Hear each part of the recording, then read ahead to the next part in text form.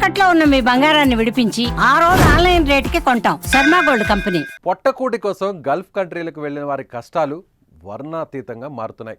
ఏజెంట్ల చేతిలో మోసపోవడం లేదా అక్కడ యజమానులు పెట్టే చిత్రహింసల వల్ల బలవుతున్న వారి సంఖ్య రోజురోజుకి పెరిగిపోతున్నాయి. చాలని జీతాలతో బతుకు భారంగా మారిన కొందరు సగటు జీవుల కష్టాల కడల నుంచి గట్టెక్కడానికి ఎడారి దేశాలకు వెళ్తున్నారు. తీరా అక్కడికి వెళ్ళిన తర్వాత ఏజెంట్ల చేతిలో మోసపోవడమో లేదా ఇబ్బందులకు గురవుతూ సామాజిక మాధ్యమాల్లో పోస్ట్ చేస్తున్నారు. తాజాగా అన్నమయ్య జిల్లాకు చెందిన ఒక మహిళ ఆర్థిక పరిస్థితులు సరిగా లేక మస్కట్కు వెళ్లి నరకయాతన అనుభవిస్తోంది. మస్కట్లో తన పరిస్థితిని వివరిస్తూ సీఎం చంద్రబాబును, డిప్యూటీ సీఎం పవన్ కళ్యాణ్తో పాటు సుమన్ టీవీ సహాయం చేయాలంటూ ఒక వీడియోని పంపించింది.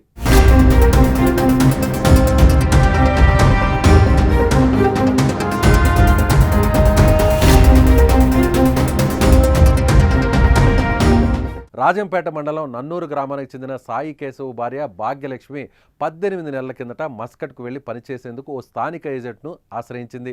మస్కట్లో క్లీనింగ్ పని ఉందని 30,000 జీతం ఇస్తారని, అన్ని వస్తువులు వాళ్లే చూసుకుంటారని చెప్పి భాగ్యలక్ష్మిని మస్కట్కు పంపించారు. తీరా అక్కడికి వెళ్ళిన తర్వాత భాగ్యలక్ష్మి కష్టాలు మొదలయ్యాయి.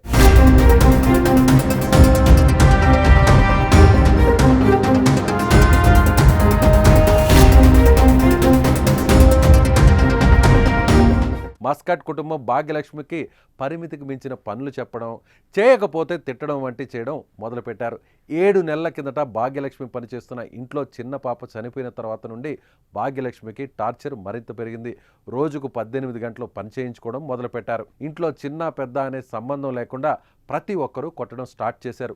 భాగ్యలక్ష్మి నిరుపేద అని తెలుసుకున్న ఆ కుటుంబం తను తిరిగి భారత్కు వెళ్ళలేవని భయపడుతూ చిత్రహింసలు పెడుతున్నారు. సరైన ఆహారం, వసతి కల్పించకుండా 20,000 రూపాయల జీతం ఇస్తూ రోజుకు 15 రకాల పనులు చేయించుకుంటున్నారు. భాగ్యలక్ష్మి ఎదుర్కొంటున్న సమస్యల గురించి కుటుంబ సభ్యులకు చెప్పింది.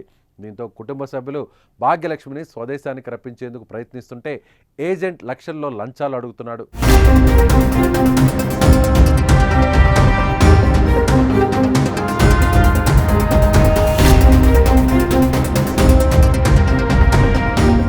మరోవైపు భాగ్యలక్ష్మి భర్త కేశవ్ కూడా నిరుపేద. కిడ్నీ సమస్యతో బాధపడుతూ అద్దె ఇంట్లో ఉంటూ తన కొడుకుతో జీవనం సాగిస్తున్నాడు. తన భార్యను భారత్కు రప్పించేందుకు సాయం కోసం ఎదురుచూస్తున్నాడు. బాధిత మహిళను స్వదేశానికి తీసుకువచ్చేలా ఏపీ ప్రభుత్వం చర్యలు తీసుకోవాలని కోరుతున్నాడు.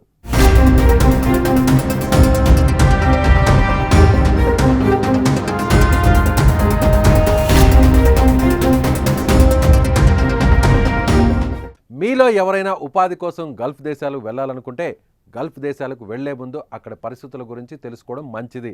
అందుకు తగిన జాగ్రత్తలు తీసుకోవడం చాలా ముఖ్యం. ముఖ్యంగా ఉద్యోగాల కోసం వెళ్ళేవారు నకిలీ ఏజెంట్ల విషయంలో జాగ్రత్తగా ఉండాలి. కాబట్టి అన్ని విషయాలు పూర్తిగా నిర్ధారించుకున్న తర్వాతే వెళ్ళండి. మీరు వెళ్ళే ప్రాంతం గురించి లేదా పనిచేసే కుటుంబం గురించి మీకు వీలైనంత వరకు ఆరా తీయండి. సో ఇలా గల్ఫ్ కంట్రీస్కి వెళ్ళి మోసపోతున్న వారి గురించి మీరేమనుకుంటున్నారో మీ అభిప్రాయాన్ని కామెంట్ రూపంలో తెలియచేయండి.